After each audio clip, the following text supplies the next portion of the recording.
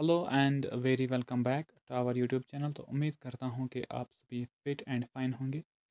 आज के इस वीडियो में हम कोई टॉपिक हिस्ट्री, ज्योग्राफी, पॉलिटी का डिस्कस नहीं करने वाले हैं। आज हम वो बात इसमें डिस्कस कर लेंगे जो आपको इतनी यूज़फुल रहेगी आपके लिए कि आप सोच भी नहीं सकते। इसलिए अगर आपने ये वीडियो चूज़ किया है देखने के लिए, तो मैं आपको कह रहा हूँ कि वीडियो फ्रॉम द स्टार्टिंग आप एंड तक देख लीजिए एंड खुद को एनालाइज कीजिए कि क्या मैं ये गलतियाँ कर रहा था। ठीक है, तो इसलिए आपका स्कोर इंक्रीज नहीं हो रहा था इन द एग्जामिनेशंस। तो लेट्स स्टार्ट द वीडियो। ठीक है, सभी बातें हम जो भी आपके डाउट्स होंगे देयर आफ्टर आप कमेंट सेक्शन में पूछ सकते हो। ठीक है, एंड नेक्स्ट मैं उसका आंसर भी आपको वीडियो के ज़रिए देता हूँ। ठीक है, तो वीडियो में हम क्या देखेंगे, पहले कि हम अपना स्कोर क्या देखना है कि how to increase score in examinations. चलो मैंने यहाँ पे मेंशन किया है JKPSI, लेकिन जो भी कम्पिटेटिव एग्ज़ाम है उसमें हम अपना स्कोर किस तरह इंक्रीज़ करें। इन अदर वर्ड्स कि हम वो एग्ज़ाम क्रैक किस तरह करें, कौन से पॉइंट्स का हमें ख्याल रखना है, किन चीज़ों को हमें जहन में रखना है during the preparation and after, कैसा सब कुछ जो हमें करना है to get or to crack an exam, वो हम सभी इस वीडियो में देख लेंगे। तो फर्स्ट थिंग जो हमें करना है डैट इज़ टू, हमें अपने पास जो भी पोस्ट जिसके लिए हम प्रिपरेशन कर रहे हैं उसका ऑफिशियल सिलेबस हमारे पास होना चाहिए। और सिर्फ ऑफिशियल सिलेबस हमारे पास होना चाहिए, फ़ोन में नहीं। हमें एक प्रिंट आउट निकालना है, उस चीज़ का प्रिंट आउट हमारे पास होना चाहिए। अब आप कहोगे सर के प्रिंट आउट की क्या ज़रूरत है। इसमें आप देखोगे, एनालाइज करोगे उस सिलेबस को, कौन सा टॉपिक मैंने पढ़ा है उसको मार्क करना है वहाँ पे।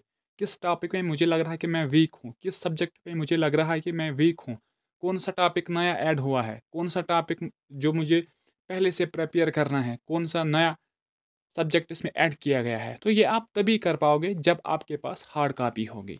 तो फर्स्ट थिंग जो आपको करना है कि आपको हार्ड कॉपी ऑफ सिलेबस आपके सामने होनी ही चाहिए।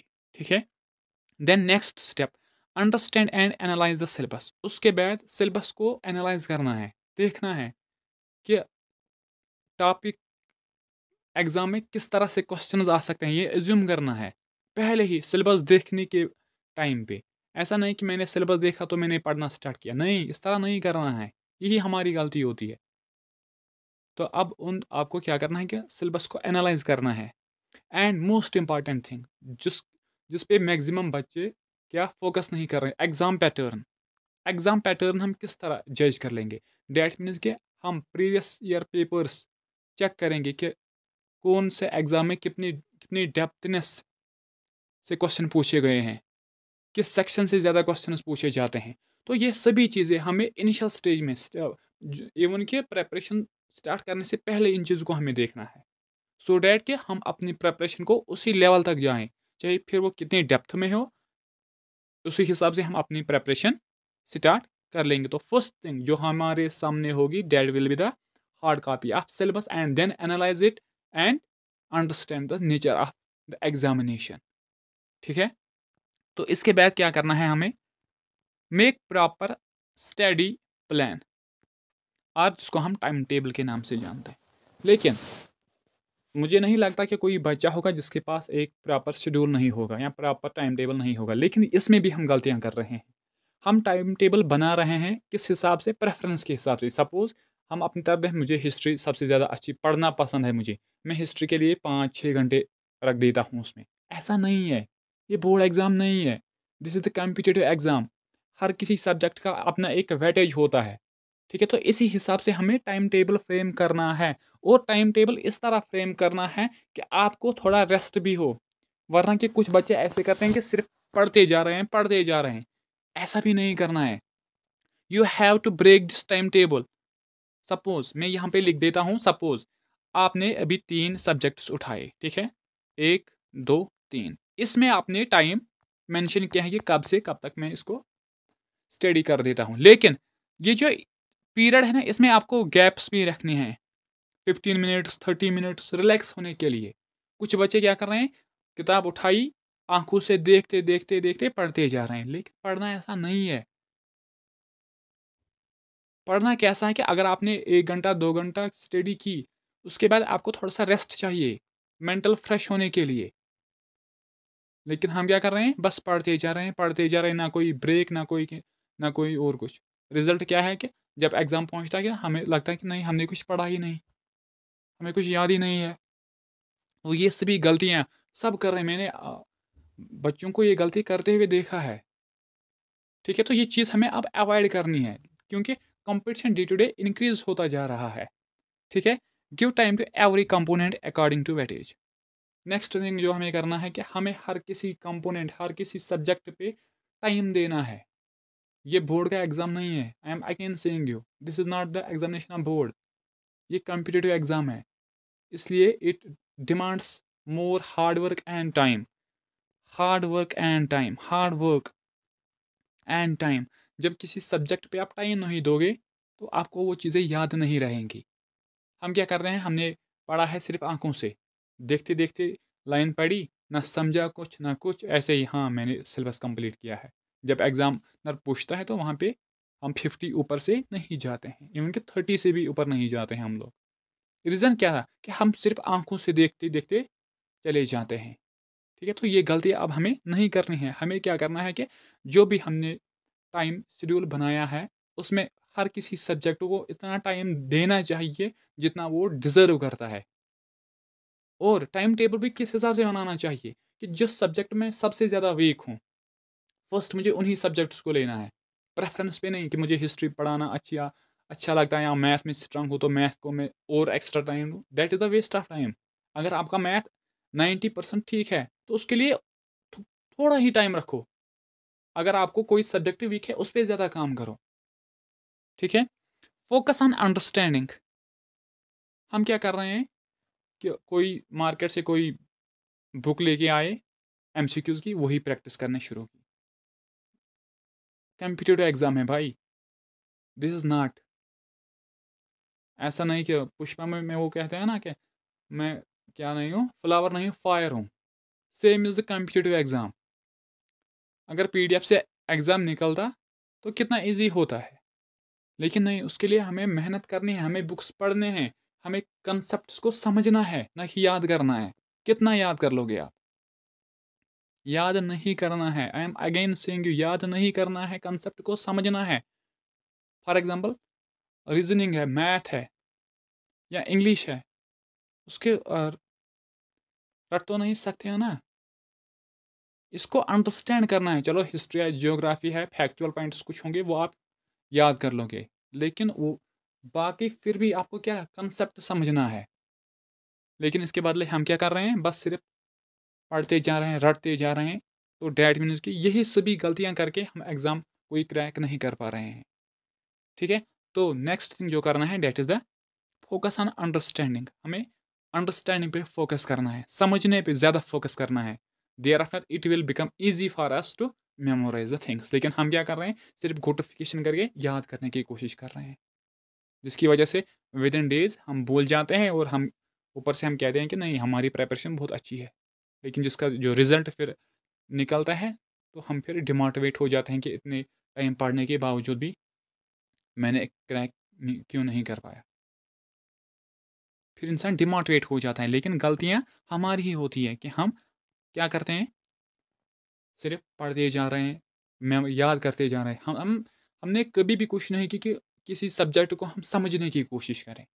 पहले तो समझना है, thereafter what will you do it is up to you. लेकिन फर्स्ट थिंग आपको अंडरस्टैंड करना ही है सब्जेक्ट को, टॉपिक को, किसी भी चीज़ को। ठीक है, देन जो सबसे बुराई अब हमें है ना, we are dependent on PDFs. कोई क्लास पढ़ाने के दौरान भी बच्चे पूछ रहे हैं पीडीएफ। पीडीएफ से आज तक किसका भला हुआ है? चलो अच्छी बात है, उसमें कुछ एडिशनल पॉइंट्स होते हैं, आप रखो, लेकिन फर्स्ट प्रायोरिटी जो जिस चीज़ को मिलनी चाहिए that is the handwritten notes. आप अभी वीडियो पे सपोज हमारे चैनल से कोई वीडियो देख रहे हैं, ऑफकोर्स आपने देखा होगा, तो पेन और कॉपी अपने पास रखें। जो भी आपको पॉइंट्स किसी टॉपिक में लग रहे हैं कि मुझे पता नहीं, उनको नोट डाउन कीजिए। हम क्या कर रहे हैं, सर PDF कहाँ मिलेगा, सर PDF करोगे क्या फिर? अब आपके फ़ोन में एटलीस्ट 600-700 PDFs होंगे, फिर कितने को आप ओपन कर पाओगे और you will start the study. उसके लिए स्टडी के लिए सबसे बड़ी चीज़ है कि आपको आपके पास अपने नोट्स होने चाहिए, जिसमें आपका फिर रिवीजन भी ईजी होगा एंड एक सोर्स भी जमा हो जाएगा, और जो भी आपको पॉइंट एडिशनल पॉइंट मिलता जाएगा आप वो कॉपी में नोट कर देंगे। लेकिन नहीं सर, PDF अच्छी बात है, मैं नहीं कह रहा हूँ कि मैं PDF नहीं दे सकता, अच्छी बात है, PDF भी होनी चाहिए, लेकिन फर्स्ट प्रायोरिटी जो है that is the handwritten notes. और बच्चे क्या करते हैं इससे आगे, पढ़ते जा रहे हैं, वीडियो लेक्चर देखा देखा, बस ऐसे ही। इवन कि मैंने बच्चे इस तरह भी देखे जो बड्स या ईयरफोन लगा के सिर्फ वीडियो को देख रहे हैं। ऐसा नहीं करना है भाई, इससे हमारा कैरियर सिर्फ खतरे में होगा और हम कोई एग्ज़ाम क्रैक नहीं कर पाएंगे। करना क्या है, अब अगर वीडियो देख रहे हैं तो प्लीज़ प्रिपेयर योर नोट्स, और नोट्स जब आप प्रिपेयर करोगे, जब आपका रिवीजन का टाइम आएगा, तो दैट इज़ उस टाइम पे क्या होगा कि आपको बहुत ईज़ी हो जाएगा वो सभी चीज़ें रिकॉल करने में या रिवाइज़ करने में। और रिवीजन भी किस तरह करना है, हम कहते हैं कि नहीं पहले मैं 5-6 महीने पढ़ लूँगा, उसके बाद जो आने वाला मंथ या 2 मंथ होगा तो मैं रिवाइज़ कर देता हूँ। ये भी गलत है। करना क्या है, मैं यहाँ पे आपको समझा देता हूँ। सपोज़ आपने 1 वीक का टारगेट रखा है, 1 वीक का टारगेट रखा है हमने, क्या मुझे 1 यूनिट कंप्लीट करना है। इसी वीक में, ठीक है, आपको इसको 2 टाइम्स क्या करना है, रिवाइज़ करना है। इससे क्या होगा, एक तो अच्छे से फिट होगा ये तो आपके ज़हन में, and thereafter you will remember this for more time. को पीरियडिकली आपको रिवाइज़ करने हैं चीज़ें, जो भी आपने पढ़ा है, उसको रिवाइज़ कंटिन्यूअसली करना है आपको। ये ऐसी चीज़ नहीं है कि कोई शक्ल बनाई तो हमारे ज़हन में बहुत टाइम के लिए रहेगी, नहीं, ये पढ़ना है, ये किताब से इतने वर्ड्स को आपने ज़हन में रखना है, दैट मीन्स कि you have to revise it on regular intervals of time. समय-समय के बाद आपको इस पर एक नज़र मारनी है, लेकिन रिवाइज़ भी हम क्या कर रहे हैं, सिर्फ़ आँखों से देखना है। देखना नहीं है भाई, पढ़ना है पढ़ना, ज़ुबान से बोलना है, उसको अंडरस्टैंड करना है ज़हन से, कि ये क्या कह रहा है, क्या इसका मतलब है। तो इस तरह आपको रिवाइज़ भी करना है, तभी ये चीज़ें इफ़ेक्टिव रहेंगी, तभी आप एग्ज़ाम में अपना स्कोर इंक्रीज़ कर पाओगे। लेकिन हम क्या करते हैं, बस आँखों से देख रहे हैं एंड देन बस ऐसे ही सभी चीज़ें। And next thing, stay disciplined. What does this mean?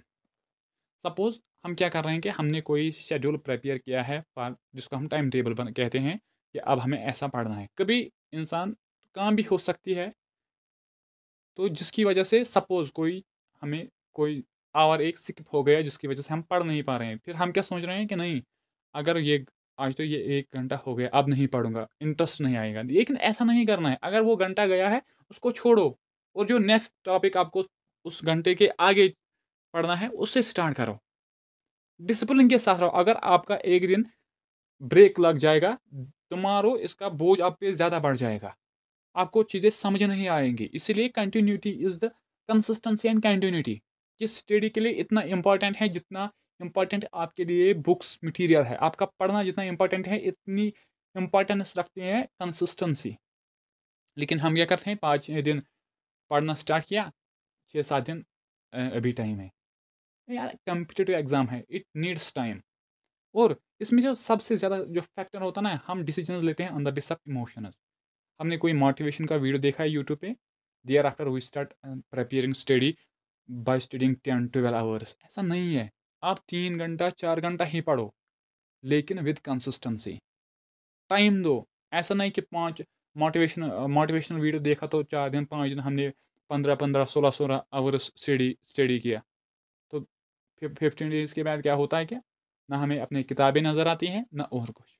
ऐसा कॉम्पिटिटिव एग्ज़ाम ऐसा डिमांड ही नहीं करता। कॉम्पिटिटिव एग्ज़ाम क्रैक करने के लिए अगर आप 5 आवर्स इन अ डे भी पढ़ोगे विद कंसिस्टेंसी एंड डिसिप्लिन, और उसके टाइम पे क्या करना है कि जो भी सोशल मीडिया वगैरह ऐसी चीज़ें नहीं देखनी है ना, इस तरह का कोई चीज़ नहीं देखना है जो डिस्ट्रैक्शन पैदा करे, ये नहीं करना है। इट इट डिमांड्स डिसिप्लिन, एक consistency for full concentration studies पे होना चाहिए इस टाइम पे, ठीक है? And next is limited distractions. Phone सबसे कम यूज़ करना है। अगर करना भी है, suppose you are watching our videos from the YouTube channel. तो आपने वीडियो देखा, उसके आप नोट्स बना रहे हैं एंड देयर आफ्टर मोबाइल को बाहर फेंको, उसको साइड पे रखो रखो किस चीज़ के लिए? Then start writing notes. मुझे क्या याद रहा, उस चीज़ को देखो कि हमने लिखा क्या, पढ़ा क्या, लेकिन फ्रॉम योर नोट्स। हम क्या कर रहे हैं, हमने 1 घंटा स्टडी किया, यूट्यूब से किया या बुक से किया, तो thereafter we are going to scroll the mobile phone to watch reels, जिससे ये इफ़ेक्ट पड़ जाता है कि हम रील्स को याद रखते हैं एंड जो हमने पढ़ा होता है वो हम फिर भूल जाते हैं। तो ये सभी गलतियाँ हम कर रहे हैं कि इसलिए हमारा स्कोर क्या एग्ज़ामिनेशन में 30 से ऊपर कभी नहीं पहुँचता। तो आई होप अब आपने वीडियो देखा है। आप पहले अब खुद को एनालाइज़ करोगे कि ये मैं गलतियाँ क्यों कर रहा था। अब मुझे ये गलतियाँ नहीं करनी है और इसी से क्या होगा कि आपकी जो एग्ज़ाम में मार्क्स वो भी इंक्रीज़ कर जाएँगे and you will become disciplined और you will crack the examination. So once again, I am saying you, if you are new to our channel, don't forget to subscribe and also share videos with your friends. And next thing, take mock tests. हमें जो हमने एक हफ्ते में जो भी पढ़ा है, चाहे मैथ हो, रीजनिंग हो, इंग्लिश हो, जनरल अवेयरनेस का कोई भी सब्जेक्ट हो, ठीक है, हमें खुद फिर क्या करना है, प्रैक्टिस करनी है उन चीज़ों पे। कौन सा चीज़ मुझे याद रहा है, इसको देखना है। एमसीक्यूज़ हमें प्रैक्टिस करनी है, ठीक है? तो जिससे हमें ये लगे कि हम अभी हमारा रेंज कहाँ पे है, ठीक है? एंड वंस अगेन, शेड्यूल आपके पास होना ही चाहिए, स्टडी प्लान आपके पास होने ही चाहिए, ठीक है? तो this was all about today's class. I hope आपको जो मेरी मैसेज थी कि हम अपना स्कोर किस तरह इंक्रीज़ कर पाएँ, वो आपने ले लिया है and you will start if you are doing like that mistakes, आप इन चीज़ों को आप आगे से अवॉइड करोगे and be disciplined, stay happy. Thank you so much for watching.